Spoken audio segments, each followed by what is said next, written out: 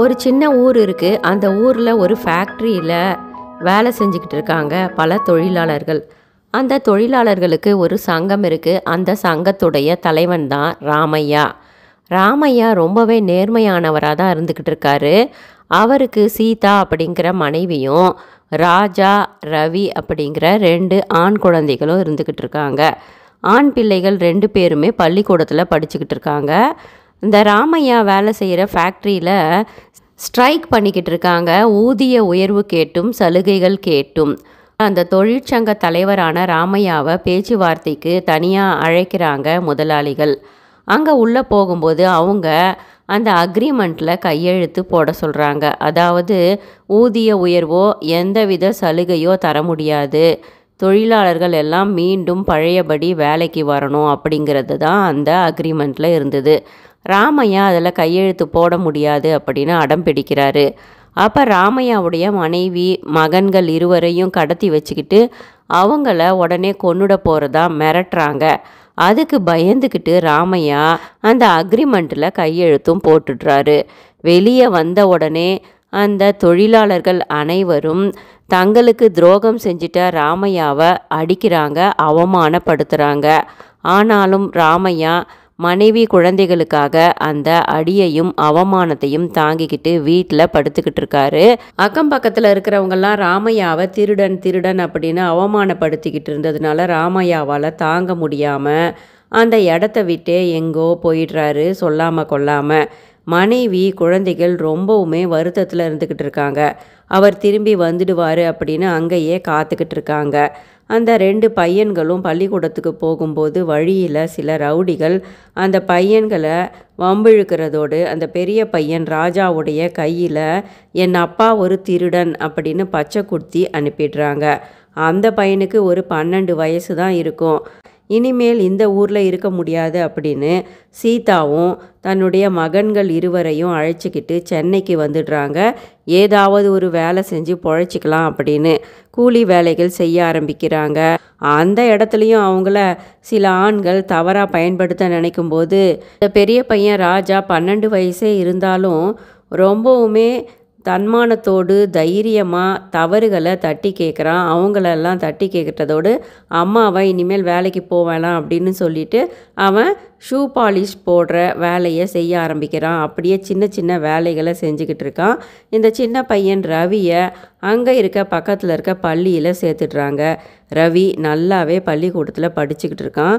நல்லா முதல் மாணவனாக இருந்துக்கிட்டு இருக்கான். அண்ணனான ராஜா வளர்ந்து இப்போ இளைஞனாக இருந்துக்கிட்டு இருக்காரு. அவர் இப்போ கூலியாக ஹார்பரில் வேலை செஞ்சுக்கிட்டு இருக்காரு. வெயிட்டு தூக்குற வேலை, அதாவது கப்பல்களில் பொருட்களை ஏற்றி இறக்குற அந்த கூலியாக வேலை செஞ்சுக்கிட்டு இருக்காரு. அங்கே அவருக்கு சில நண்பர்களும் கிடைக்கிறாங்க. அந்த ஹார்பரில் மதன் அப்படிங்கிற ஒரு ரவுடி இருக்கான். அவன் சரியான திருடன். ஹார்பரில் வர இம்போர்ட் எக்ஸ்போர்ட் பொருட்களை கொஞ்சம் கொஞ்சமாக திருடுறது மட்டும் இல்லாமல் அங்கே கூலியாக வேலை செய்கிறவங்களையெல்லாம் வம்பிழுத்து அவங்களுடைய சம்பளத்தில் ஒரு பங்கை கமிஷனாக கேட்டு அவங்கள அடிக்கிறதும் மிரட்டுத்தரமா இருந்துக்கிட்டு இருக்கான் அந்த ரவுடியான மதன். அந்த மதனை தட்டி கேட்குறாரு ராஜா. அவர் தட்டி கேட்டு மதனை ஓட விடுறாரு. மதனையும் மதனுடைய ஆட்களையும் அங்கிருந்து. இதை கேள்விப்பட்டு ஜெகதீஷ் அப்படிங்கிற ஒரு பெரிய கடத்தல்காரன் என்ன பண்ணுறான், ராஜாவை வந்து பார்க்குறான். மதனை நீ ஓட விட்டியா? மதன் என்னுடைய எதிரி.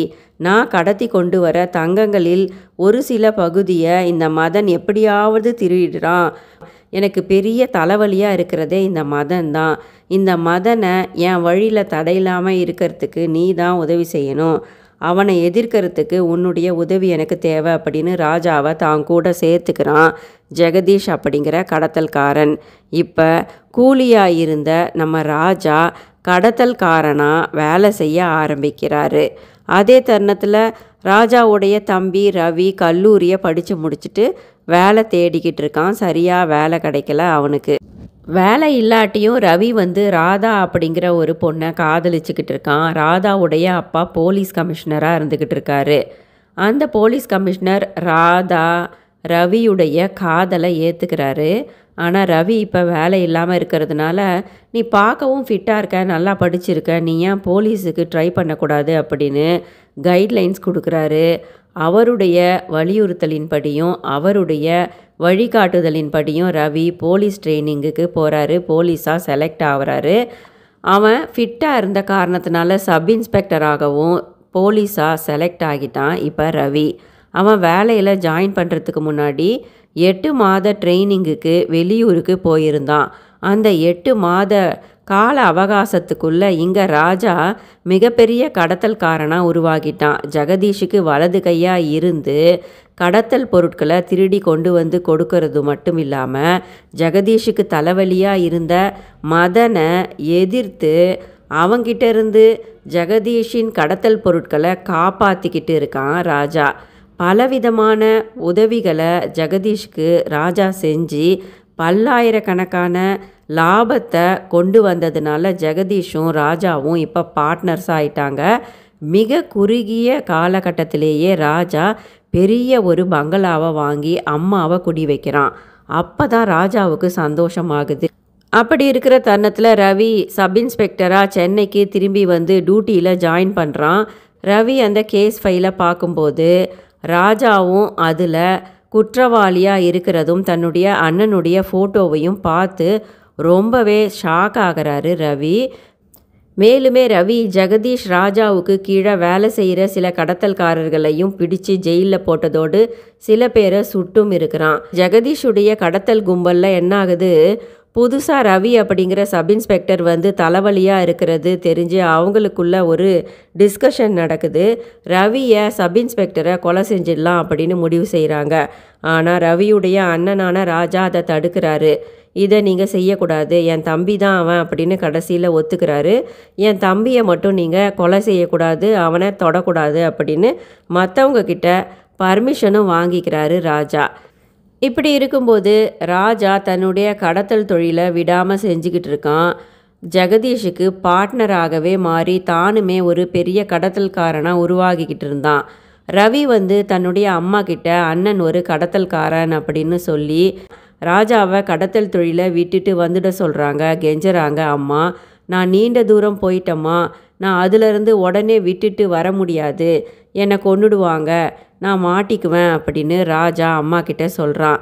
தன்னுடைய மகனை நல்வழிப்படுத்த முடியாத தாய் அந்த ரவியோட போய் வாழ ஆரம்பிக்கிறாங்க.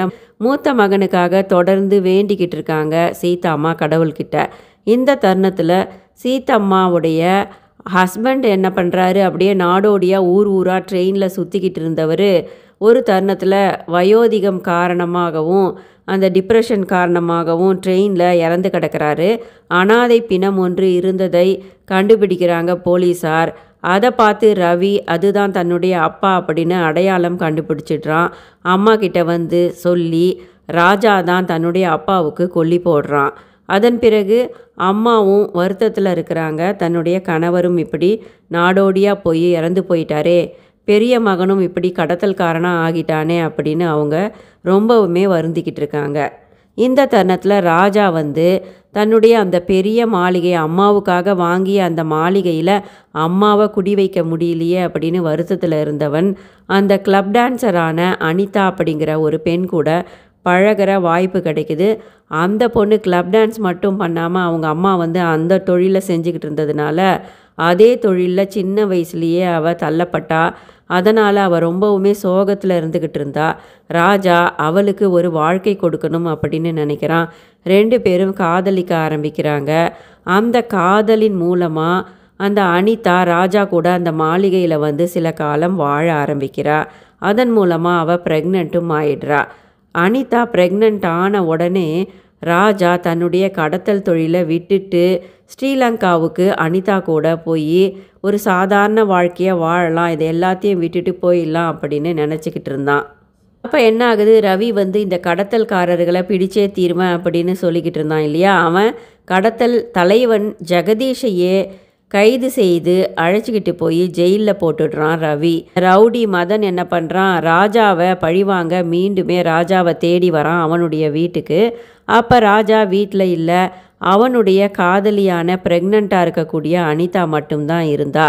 அனிதா கிட்ட ராஜா எங்கே அப்படின்னு கேட்டு அனிதாவை துன்புறுத்துறாங்க. கடைசியில் அனிதாவை கொன்னுட்டு போயிடுறாங்க மதனுடைய ஆட்கள். தன்னுடைய காதலியை கொன்னுட்டதுனால கோபத்தில் ராஜா என்ன பண்ணுறான், ரவுடி மதன் ஒரு ஹோட்டலில் ஜாலியாக ஒரு பொண்ணு கூட இருக்கும்போது ரவுடி மதனை தூக்கி ஜன்னல்ல இருந்து பல மாடி கட்டிடத்திலிருந்து கீழே வீசிடுறாரு ராஜா. அதனால் அந்த மதன் இறந்தே போயிடுறான். இப்போ ராஜா கொலையாளியாகவும் ஆயிடுறாரு. அதனால் அவனை நினச்சி அவங்க அம்மா ரொம்பவுமே வருந்திக்கிட்டு கோவிலே கதியாக இருந்துக்கிட்டு இருக்காங்க. இந்த தருணத்தில் ரவி ராஜாவை பிடிக்க போய் ராஜா தப்பிச்சு ஓட முயற்சி செய்யும்போது ராஜாவை இந்த சப் இன்ஸ்பெக்டர் ரவி சுட்டுடுறாரு. சுட்ட பிறகும் ராஜா தப்பிச்சு அப்படியே பாதி உயிராக இருக்கும்போது தன்னுடைய அம்மா தொடர்ந்து எப்போதுமே போகும் அந்த கோவிலுக்கு போகிறாரு. அங்கே அவனுக்காக வேண்டிக்கிட்டு இருக்க அவனுடைய அம்மாவுடைய மடியில் ராஜா இறந்தும் போயிடுறாரு, அம்மா கிட்ட மன்னிப்பு கேட்டுக்கிட்டு. கடத்தல்காரனாக இருந்த அண்ணனையே சுட்டு பிடித்த ரவிக்கு போலீஸ் துறையில் மிகப்பெரிய அவார்டும் வழங்கப்படுது. ரவியும் ரவியுடைய அம்மாவும் பெருமிதத்தோடு அந்த அவார்டை வாங்கினாலுமே மனதில் அவங்க ராஜாவுக்காக வருந்திக்கிட்டு ஒரு மன அழுத்தத்தில் தான் வாழ்ந்துக்கிட்டு வராங்க. நன்றி.